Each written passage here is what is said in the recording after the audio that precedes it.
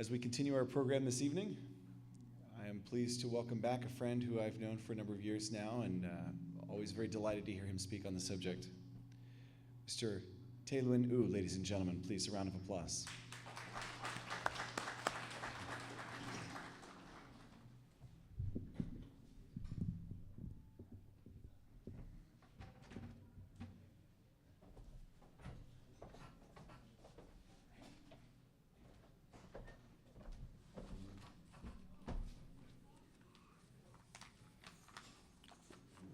Assalamu alaikum wa rahmatullahi wa barakatuh. Tima chwa la de ni ko maunama along po ma la shimya thano ba ngin chan ta mu chao ba se. Patama u song ani ne a doကျွန်တော်ဗမာလိုပဲပြောမယ်နော်ပထမဦးဆုံးအနေနဲ့ကတော့ကျွန်တော်တို့ဗမာပြည်ထဲကလက်ရှိအစိုးရကပြောင်းလဲချိန်တန်ပြီဆိုတဲ့ခေါင်းစဉ်နဲ့တက်လာတယ်ဒါပေမဲ့တကယ်တမ်းပြောင်းလဲရမှာကကျွန်တော်တို့ဖြစ်နေတယ်ဘာကြောင့်လဲဆိုတော့ကျွန်တော်တို့ဒီခေါင်းစဉ်က genocide awareness genocide ကအခုအချိန်မှာ awareness အဆင့်ကျော်သွားပြီးတော့ကျွန်တော်တို့လုံးတင်တာက genocide memorial day လို့ဘာလို့လုံးတင်တဲ့အချိန်ကိုရောက်နေပြီဘာကြောင့်လဲဆိုတော့ဗမာပြည်မှာ genocide တကယ်ကျူးလွန်သွားပါပြီဆိုပြီးတော့အာမခံတဲ့အဖွဲ့အစည်းတွေသက်သေခံတဲ့အဖွဲ့အစည်းတွေထောက်ပြတဲ့အဖွဲ့အစည်းတွေမြောက်များစွာရှိပါတယ်ဥပမာလူအခွင့်အရေးအဖွဲ့တွေအနေနဲ့ဆိုရင် HRW တို့ 45 right တို့ကခိုင်မာသက်သေခံပြီးဖြစ်တယ်အဲ့လိုပဲလူအခွင့်အရေးမှာအင်ပတာကျွမ်းကျင်တဲ့ expert တွေပေါ့နော်စောစောလို့သောမတ်ကင်တနာလို့ပုဂ္ဂိုလ်မျိုးတွေကလည်းပဲအာမခံပြီးဖြစ်တယ်နောက်တစ်ခုကလူအခွင့်အရေးနဲ့ဒီ genocide နဲ့ပတ်သက်ပြီးစောင့်ကြည့်နေတဲ့အဖွဲ့တွေ genocide watch တို့ united to in genocide တို့ကလည်းပဲဗမာပြည်မှာကျူးလွန်မှုများသည် genocide မြောက်ပြီးဖြစ်ပါတယ်လို့သူတို့လည်းသက်သေခံပြီးဖြစ်တယ် genocide နဲ့ပတ်သက်တဲ့ဥပဒေရေးပညာရှင်တွေ law school တွေဥပဒေနဲ့လေ့လာသူတွေဖြစ်တဲ့ Queen's Mary University တို့နော် Harvard Law School တို့ကလည်းပဲသူတို့ကလည်းသက်သေခံပြီးဖြစ်တယ်တကယ်ကမ္ဘာမှာဩဇာတက္ကိမကြီးတဲ့ပုဂ္ဂိုလ်ကြီးတွေဖြစ်တဲ့ပုပ်ရဟန်းမင်းကြီးဖရန်စစ်တို့ကလည်းပဲသက်သေခံပြီးဖြစ်တယ်ပြီးတော့ဩဇာအပေါင်းအာဏာလုတ်ပိုင်ခွင့်တစုံတရာရှိတဲ့အမေရိကန်အောက်လွှတ်တော်အမတ်များဥက္ကဋ္ဌကြီးနိုင်ငံခြားရေးကော်မတီဥက္ကဋ္ဌကြီး Edward Rice ခင်ဗျားတို့ကယ်လီဖိုးနီးယားသားပေါ့ပုဂ္ဂိုလ်ကြီးကလည်းပဲသူ့ပါဇက်ကိုယ်တိုင်ကသက်သေခံပြီးဖြစ်တယ်သိမကြသေးခင်ကာလက UNHCR UN မှာလူခွင့်ဆိုင်ရာအဖွဲ့ရဲ့အကြီးဆုံးပုဂ္ဂိုလ် Mr. Zai သူကလည်းပဲသက်သေခံပြီးဖြစ်တယ်လူအခွင့်အရေး UN မှာကျွန်တော်တို့UN Commission လုပ်တယ်ပေါ့ဒါကတော့နိုင်ငံခြားရေးဝန်ကြီးတွေလုပ်တာမှနောက်က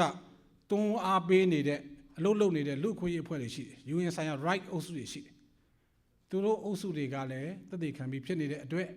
ဒီလောက်လူပေါင်းများစွာပညာရှင်ပေါင်းများစွာကမ္ဘာနဲ့အဝန်းသက်သေခံပြီးဖြစ်တဲ့အတွက်ကျွန်တော်တို့က genocide ဒီအထမြောက်ပြီးတော့ကျွန်တော်တို့ဗမာပြည်မှာရှိတဲ့မွတ်စလင်နဲ့ရိုဟင်ဂျာတွေကို genocide ကျူးလွန်ပြီးသွားပါပြီဆိုတဲ့အမှတ်တရနေ့အဖြစ်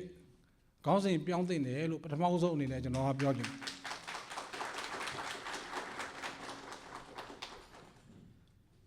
ကောင်းပြီ genocide ခင်ဗျားတို့တွေអော်နေတယ်ဒီနေ့ genocide ပေါ့ genocide ဖြစ်တယ်ဆိုရင်တော့ဘာဖြစ်တယ်လဲဒါကျွန်တော်တို့ဒုတိယအဆင့်စဉ်းစားရမှာ genocide အထမြောက်သွားပါပြီဆိုရင် genocide ကိုကျူးလွန်တဲ့လူတွေအပေါ်မှာဘယ်လိုဖြစ်တင်တယ်လဲကဘာကြီးကဘာတွေလုပ်ပေးနိုင်တယ်လဲဘာတွေလုပ်ပေးဖို့သူတို့မှာတာဝန်ရှိတယ်လဲဒါတွေကိုကျွန်တော်တို့ဆက်ပြီးစဉ်းစားရမယ်သိဖို့လိုအပ်တာပေါ့နော် genocide အထမြောက်သွားပါပြီဆိုရင် genocide ကိုကျူးလွန်ခံရသောသူများကိုကာကွယ်စောင့်ရှောက်ပေးရမယ်ဝတ္တရားနဲ့ဥပဒေသည်ကဘာရဲ့ကျင့်ဝတ်ဖြစ်တယ်ဒါကကျူးလွန်ခံရသူတွေကိုကာကွယ်ပေးရမှာကျူးလွန်သူတွေကိုအပြစ်ပေးရမှာလည်းပဲကဘာရဲ့ဝတ္တရားဖြစ်တယ်အဲ့လိုကျူးလွန်သူတွေကိုအပြစ်ပေးတဲ့အခါမှာအပြစ်ပေးတဲ့အဆင့်အများကြီးရှိပါတယ်ကျူးလွန်ခံရသူကိုကာကွယ်တဲ့အချိန်မှာလဲကာကွယ်ပုံကာကွယ်နည်းအဆင့်ပေါင်း များစွာရှိပါတယ်ဆိုတော့မျက်လုံးနဲ့မြင်ရတဲ့ကာကွယ်စောင့်ရှောက်မှုရှိသလိုမျက်လုံးနဲ့မမြင်နိုင်တဲ့ကာကွယ်စောင့်ရှောက်မှုတွေရှိပါတယ်ဥပမာ NGO လုပ်ပြီးကာကွယ်တာမျိုးတွေနိုင်ငံတကာတွန်းအားနဲ့ကာကွယ်တာမျိုးတွေကမျက်စိနဲ့မမြင်ရဘူးအဲ့လိုပဲအပြစ်ပေးတဲ့အဆင့်တွေမှာလည်းပဲတန်တမာကြီးကအပြစ်ပေးတာတွေပြီးတော့ဖိအားပေးတာတွေစီးပွားရေးဆိုင်ရာကန့်သတ်တာတွေလုပ်ပိုင်ခွင့်ဆိုင်ရာကန့်သတ်တာတွေနိုင်ငံတစ်ခုရဲ့ဂုဏ်သိက္ခာကိုရုပ်ရော့သွားအောင်လုပ်တာတွေဒါမျိုးတွေကကျွန်တော်တို့မျက်လုံးနဲ့တာမန်လူတွေမမြင်နိုင်တဲ့ပြစ်မှုတွေအပြစ်ပေးတာတွေဖြစ်တယ်ကျွန်တော်တို့လူလူကြီးတရားလုံးကတော့နောက်ဆုံးအပြစ်ပေးနည်းကိုတော့အင်မတန်မျှော်လင့်ပါတယ်အဲ့ဒါကနောက်ဆုံးအပြစ်ပေးနည်းကိုကျူးလွန်သူတွေအပေါ်မှာနောက်ဆုံးအပြစ်ပေးနည်းဖြစ်တဲ့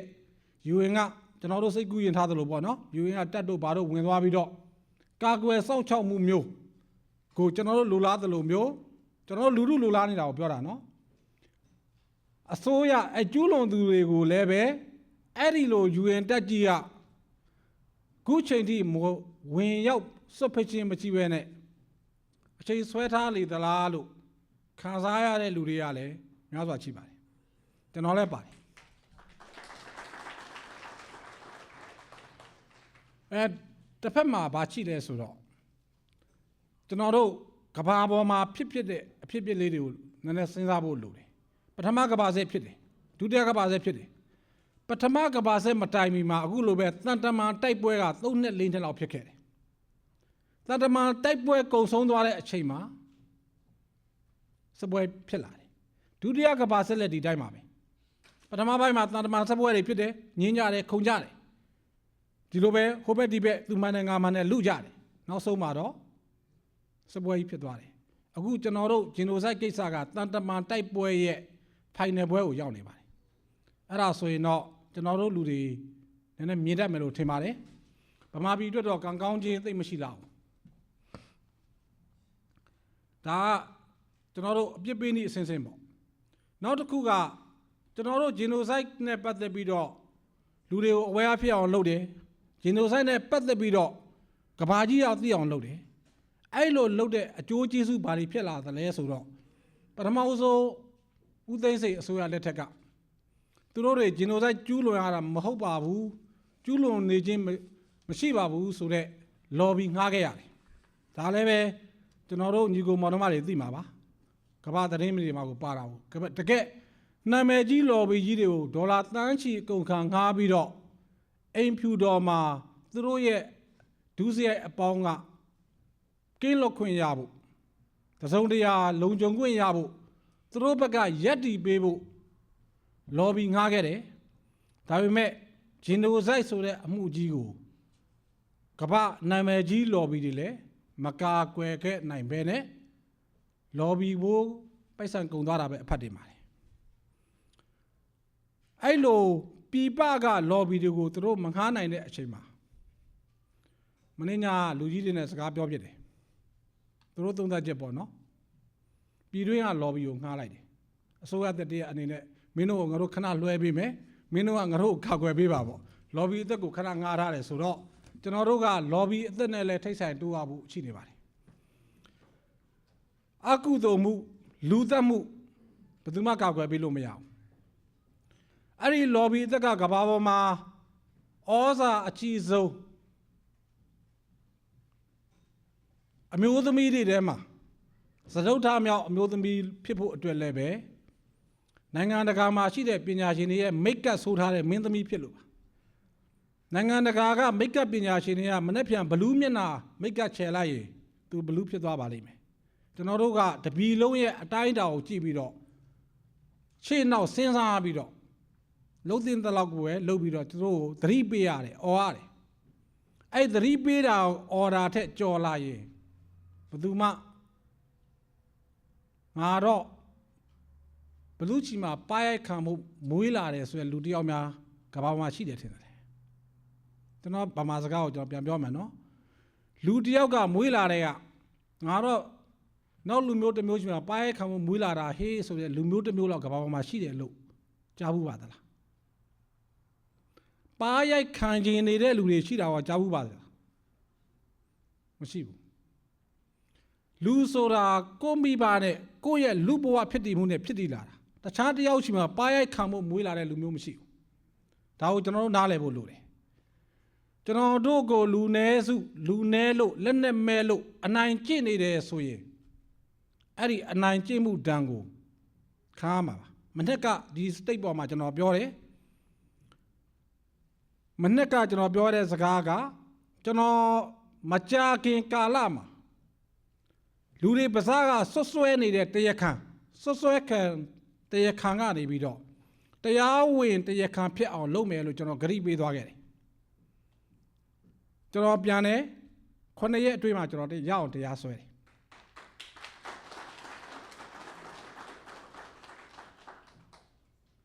အခု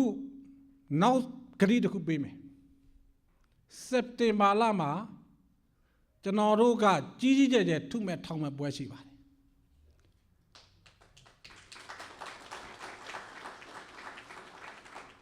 ပြီးတော့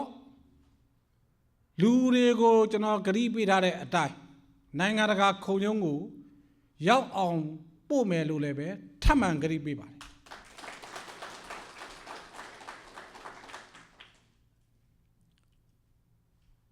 အခုလိုပွဲတွေကိုကျွန်တော်တို့အခုဂျီနိုဆိုက်နဲ့ပတ်သက်တဲ့ပွဲတွေလုပ်တယ်ကျွန်တော်ဒီကမိတ်ဆွေတွေကိုမနှက်ကလည်းမြတ်တာရက်ခံတယ်အခုလည်းပဲမြတ်တာရက်ခံပါမယ်နှစ်တိုင်းဖြစ်အောင်လုပ်ပါကျွန်တော်တို့ရိုမေးနီးယားတွေကြည့်ပါရိုမေးနီးယားတွေသူတို့ကိုယ်ပိုင်နိုင်ငံရသွားပြီဒါပေမဲ့သူတို့ကိုဂျီနိုဆိုက်ကျူးလွန်ခဲ့တာဘယ်တော့မှမဖြောက်ဘူးငါတို့ကိုဂျီနိုဆိုက်ကျူးလွန်ခဲ့တယ်နှစ်100ကျော်လဲလုပ်မယ်နှစ်1000ကျော်လဲလုပ်မယ်အဲ့လိုပဲနောက်နေရာတွေအဲ့ဒီအပြင်အခြားမျိုးနယ်တွေမှာလည်းပဲကျွန်တော်တိုက်တွန်းပါမယ်ဖြစ်နိုင်ရင်တခြားနိုင်ငံတွေကိုပါကျွန်တော်တို့လုတ်ခိုင်းမယ်နောက်ဆုံးမလုတ်နိုင်ရင်လည်းပဲမင်းအဲ့ခေါင်းစဉ်လေးတစ်ခုတင်ပြီးအိမ်မှာဖတ်တရားဖတ်ကွာလို့ပြောမယ်ဘာကြောင့်လဲဆိုတော့ဂျီနိုဆိုက်ကျူးလွန်တယ်ဆိုတဲ့ကျူးလွန်တဲ့တရားခံအုပ်စုကကမ္ဘာပေါ်မှာအင်မတန်သိက္ခာမဲ့တဲ့အုပ်စုဖြစ်တယ်ဒါကိုကျွန်တော်တို့နားလည်ဖို့သူတို့ကိုအများအားအချက်ခွဲနေရမှာမင်းတို့ဒီရာဇဝတ်ကိုကျူးလွန်ခဲ့တာမင်းတို့အခုမှယူချင်အောင်ဆောင်လို့မရဘူးဒါမင်းတို့ကရာဇဝတ်ကောင်တွေဖြစ်တယ်မင်းတို့ကအကုသိုလ်ကောင်တွေဖြစ်တယ်မင်းတို့ကလူချင်းအနိုင်ချင်းတဲ့လူတွေဖြစ်တယ်ဒါကိုသူတို့မျိုးစေ့မှတ်ပြီးတော့ကျွန်တော်တို့ပုံစံပေးနေရမယ်ဒီနေ့ဗမာပြည်မှာအာဇာနည်နေ့ဆိုတာကိုနှစ်တိုင်းမကျင်းပခဲ့တော့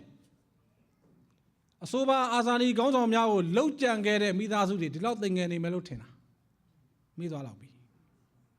ကျွန်တော်တို့ကလည်းပဲနှစ်တိုင်းအမြဲတမ်းနေရာတိုင်းမှာဒီလိုရုပ်မှာကောက်ကျက်တဲ့အစိုးရတရက်ကကျွန်တော်တို့ဗမာပြည်သားချင်းသွေးခွဲတယ်ဗမာပြည်သားချင်းအမုန်းပွားအောင်လုပ်တယ်ကိုယ့်ရဲ့ဗမာပြည်သားချင်းတိုးတက်ကြောင်တိုင်းပြည်ကိုမလုပ်တဲ့အပြင်ကျွန်တော်တို့လူနည်းစုတွေကိုအမြဲတမ်းဒီလိုအနိုင်ကျင့်တတ်တယ်လူမျိုးတုံးတပ်ဖြတ်မှုတွေကိုကျူးလွန်ခဲ့တယ်ဆိုတာကိုသူတို့ရဲ့မျိုးစေ့မမေ့အောင်နှစ်တိုင်းကျင်းပသွားဖို့တိုက်တွန်းရင်းနဲ့ညီကုန်းချုပ်ပါဆရာလေးပါ